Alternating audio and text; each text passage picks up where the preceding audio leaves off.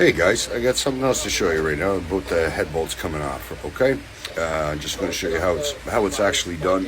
When we put the electrodes in, when they're heated up, and we change them over. Yeah, they're all basically just turned basically by hand after that. Just the heat expands, right?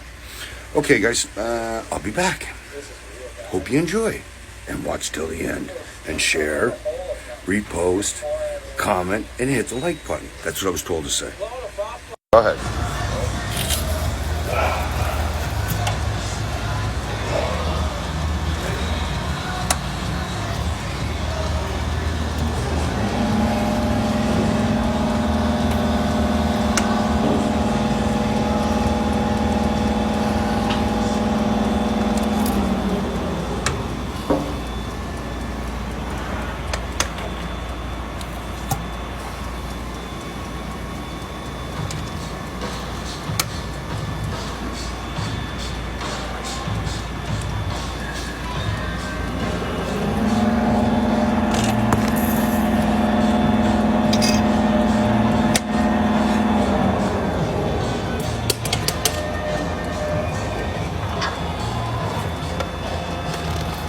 Wouldn't be bad, or you could have something else.